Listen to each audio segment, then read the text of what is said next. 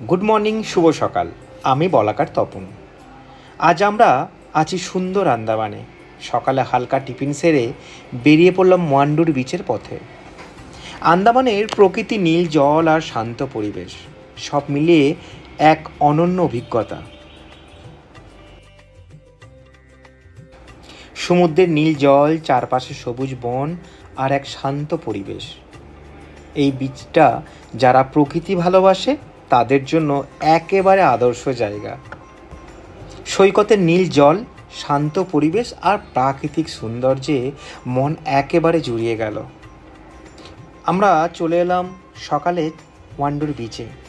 সকালটা খুব সুন্দর আর একটু মেঘলা ওয়েদারের জন্য মাঝে মাঝে হালকা বৃষ্টিও হচ্ছিল। সব মিলেমিশে ভালো লাগছিল। প্রকৃতি আর শান্তির এক অসাধারণ মিল। এই হচ্ছে ওয়ান্ডুর বিচ। সমুদ্রের নীল জল, সবুজ গাছ আর শান্ত পরিবেশ। ওয়ান্ডুর বিচ যেন এক লুকোনো রত্ন। পোর্ট ব্লেয়ারের কোলাহল থেকে একটু দূরে ওয়ান্ডুর বিচে সময় যেন থেমে যায়। একটা সৈকত শুধু ঘোরা নয়, অনুভব করারও জায়গা। ওয়ান্ডুর তার নিখুঁত উদাহরণ। আন্দামানের প্রকৃতির সৌন্দর্য পুরোপুরি উপভোগ করতে চাইলে ওয়ান্ডুর বিচ মিস করবেন না, অবশ্যই যাবেন। ওয়ান্ডুর বিচে দাঁড়িয়ে মনে হলো সমুদ্র, আকাশ আর আমরা যেন এক হয়ে গেছি, নীরব অথচ প্রাণবন্ত। ওয়ান্ডুর বিচ এমন এক জায়গা যেখানে শুধু চোখ দিয়ে নয়, মন দিয়েও দেখার মতো অনেক কিছু আছে। পোর্ট ব্লেয়ার থেকে 25 কিলোমিটার দূরে এই বিচটি অনেকটাই নিরিবিলি, পরিষ্কার আর প্রকৃতির খুব কাছাকাছি। ঢের শব্দ, হালকা হাওয়া আর চারপাশের সবুজ পরিবেশের সময়টা কেটেছে একদম মন মতো। যারা ভিড় থেকে দূরে একটু শান্তি খুঁজছেন তাদের জন্য এটা পারফেক্ট জায়গা। ভ্রমণটা যেমনই হোক, ভ্রমণ সাথীরা যদি ভালো হয় তাহলে সব কিছুই স্মরণীয় হয়ে যায়। ভ্রমণ সাথীরা শুধু পথের নয়, জীবনেরও গল্পের অংশ হয়ে যায় একটা ভ্রমণে। এই ঘোরার আনন্দ আরও দ্বিগুণ হয়ে যায় যখন স্মৃতির অ্যালবামে আজ এনারা যোগ হয়ে যায় আরও কিছু দারুণ মুখগুলো আমাদের সাথে।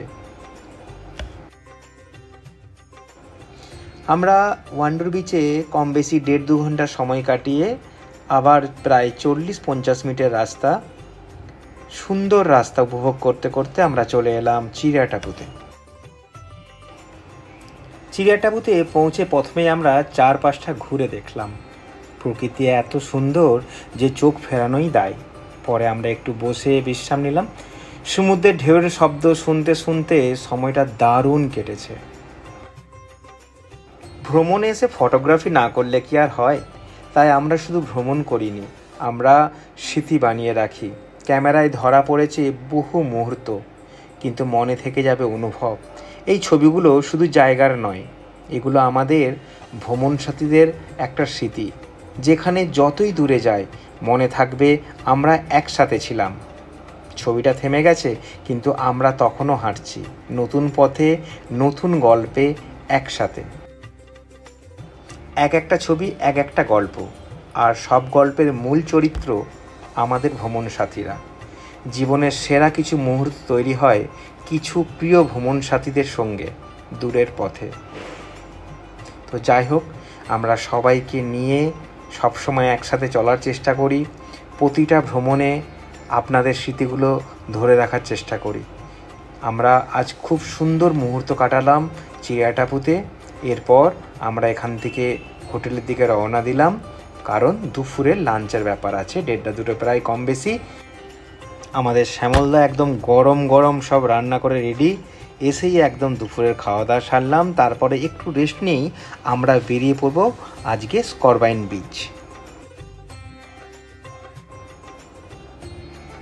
দুপুরে আমরা খাওয়া দাওয়ার পর বেরিয়ে পড়লাম আন্দামানের অন্যতম সুন্দর ও জনপ্রিয় সৈকত স্করবাইন কোভ বিচ, যেটা পর্যটকদের কাছে খুবই একটি দর্শনীয় স্থান।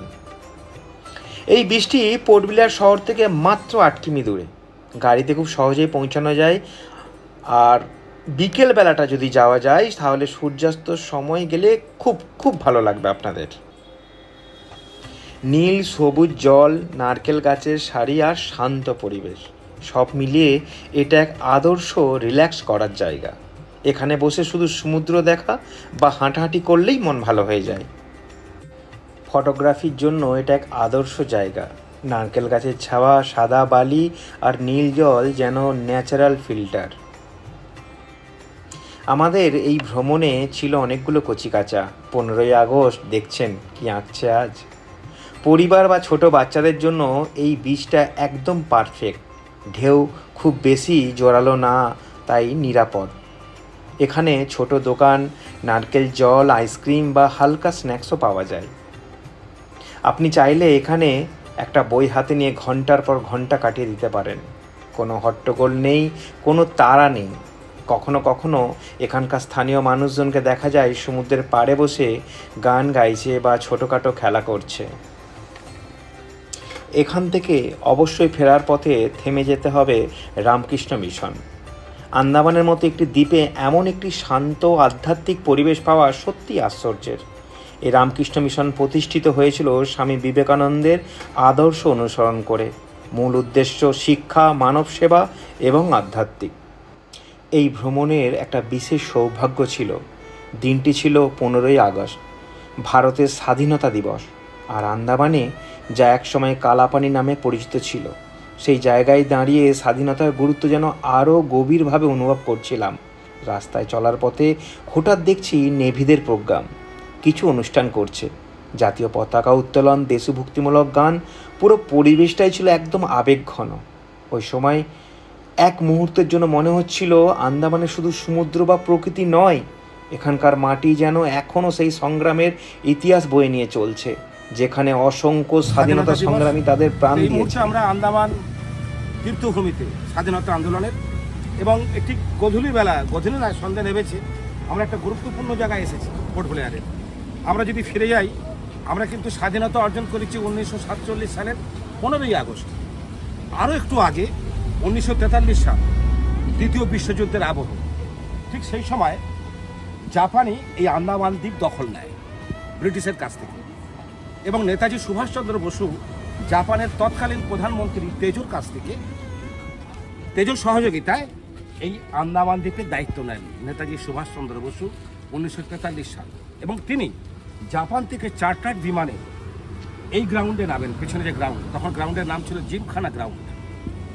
ওখানে নেমে তিনি হেঁটে এসে এখানে ভারতবর্ষের প্রথম ত্রিবর্ণ রঞ্জিত পতাকা, আজকে যা ভারতবর্ষের হিমালয় শীর্ষে ভারতবর্ষের স্বাধীনতা ঘোষণা করছে, তিনি সর্বপ্রথম পতাকা তুলেছিলেন আন্দামান পোর্ট ব্লেয়ারের ঠিক এই জায়গায়। তখন অবশ্যই আপনাদের নিয়ে যাবে ক্লোজে, একটু পরে দেখাবে এটা। এবং সেই স্টেডিয়ামের আজকে নাম হয়েছে নেতাজি সুভাষচন্দ্র বসু স্টেডিয়াম।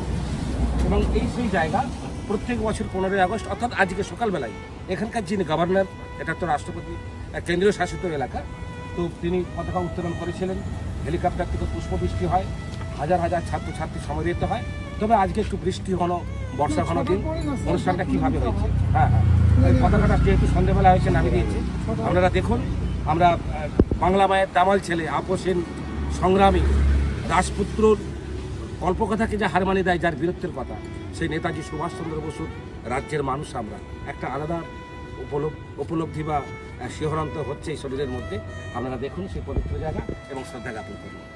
বন্দে মাতরম, বন্দে মাতরম। নেতাজি সুভাষচন্দ্র বসু তোমায় বলছি না, ভুলবো না, বলছি না, ভুলবো না। নেতাজি সুভাষচন্দ্র বসু তোমায় বলছি না, ভুলবো না, বলছি না, ভুলবো না। জয় হিন্দ, জয় হিন্দ। নেতাজি সুভাষচন্দ্র বসু কি জয়, স্বাধীন ভারত কি জয়, বন্দে ভারতম, বন্দে ভারতম।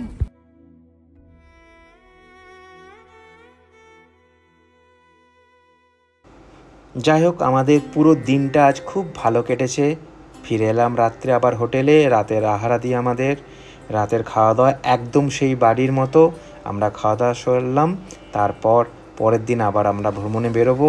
অবশ্যই আপনাদের কাছে তুলে ধরবো। আজকের মতো শুভরাত্রি, ভালো থাকবেন, আবার দেখা হবে। মনে রাখবেন, আমরা বলাকা।